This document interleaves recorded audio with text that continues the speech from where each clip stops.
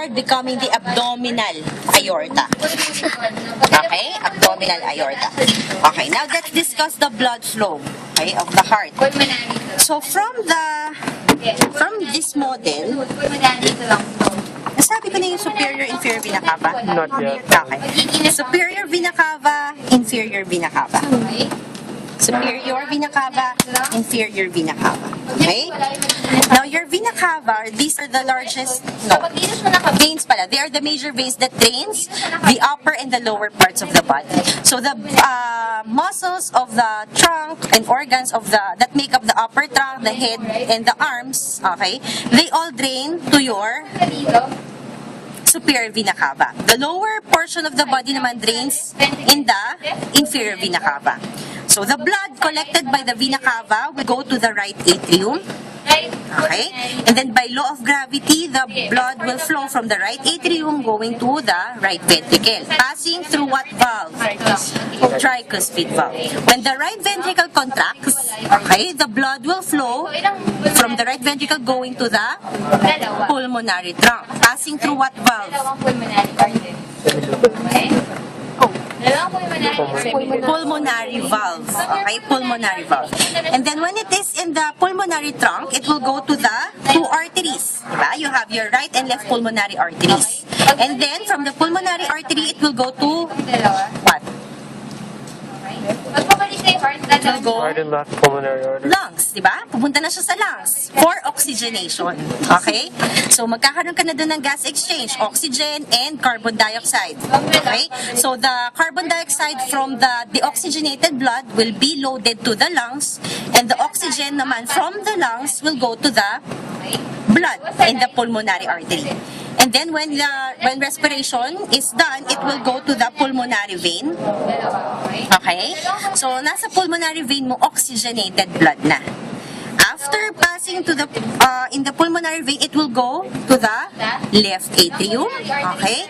Again, blood will flow from the left atrium going to the left ventricle, passing through what valve?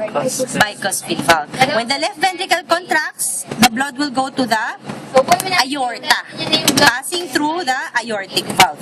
And then it will be distributed okay, towards the rest of the body. Okay? So, yung anterior, pupunta na sa coronary arteries. Yung ascending, pupunta na sa coronary arteries. Tapos, the rest of the blood will be distributed to the rest of the body. Okay? Ang exit points nila, yung major arteries nyo, brachiocephalic, left common carotid, left subclavian. Okay? Now, saan pupunta? Ano mangyayari dito sa mga tatlong to? Ay, eto yan, ha? Okay? So, you have your right, di ba? Nasa pinaka-right, brachiocephalic trunk. Okay?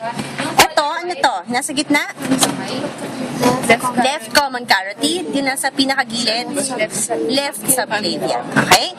Your left subclavian, okay, it will go here to the upper extremities. So, it will be supplying the muscles of the upper extremities. Your left common carotid will proceed upward. Okay? Ito yun. It will divide into two. You have your external carotid artery supplying muscles of the face. Okay? And then the internal carotid artery will go to the brain. Remember your circle of Willis? Remember? Blood supply of the brain. Yung may parang tao na drawing na blood vessels. Okay. Sige. So, external carotid will go to the muscles of the face. Internal carotid artery will go to the brain. So, ano mangyayari sa brachiocephalic mo? Yung brachiocephalic mo, it will divide into your right common carotid, right subclavian. Okay? So, yung sa left side, diretso na siya. Okay? Meron ka na kagad common carotid and subclavian. The right side will divide into right common carotid and right subclavian. But the same distribution will follow. The right raven will still be distributing blood to the upper extremity. The right common carotid will divide further into external carotid artery and internal carotid artery. Okay? Clear? Okay. After the artery, or the subclavian artery will pass in the axillary region. Okay, so it will become the axillary artery. The level of the axillary artery na siya. And then when it reaches the arm, wala kasi tayong model, okay, it will become your brachial. Brachial siya dito. Okay? Pagdating niya sa cubital fossa, it will divide into two. You have your radial artery, ulnar artery. Then going to the digits, you have your digital arteries. Clear? Again ha, subclavian will become your axillary artery, brachial artery. Once it passes the cubital fossa, divide into radial and ulnar arteries, and then digital arteries. Okay. What about the lower extremity? So remember your descending aorta. Diba? Ito na yun. Descending aorta, it will become your thoracic aorta in the level of the thorax. Okay, so in the thoracic aorta, it will only give rise to your intercostal arteries. Okay, arteries supplying your intercostal area, intercostal muscles, in between the ribs. Okay?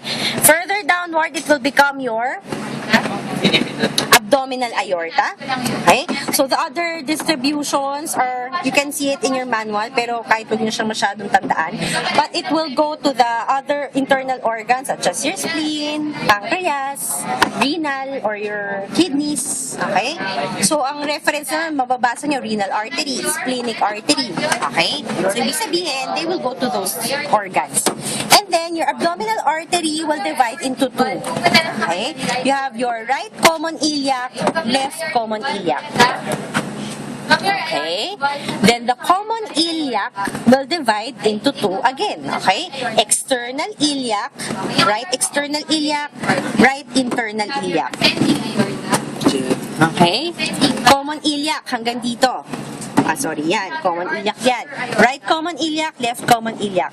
Right external iliac, right internal iliac. Left external iliac, left internal iliac. The internal iliac artery will supply your internal organs, particularly the reproductive organ systems. Reproductive system organs. Okay, reproductive system. The external iliac artery will continue downward.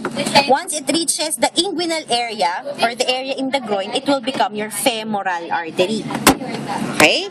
So femoral artery, tapos bababa uli siya.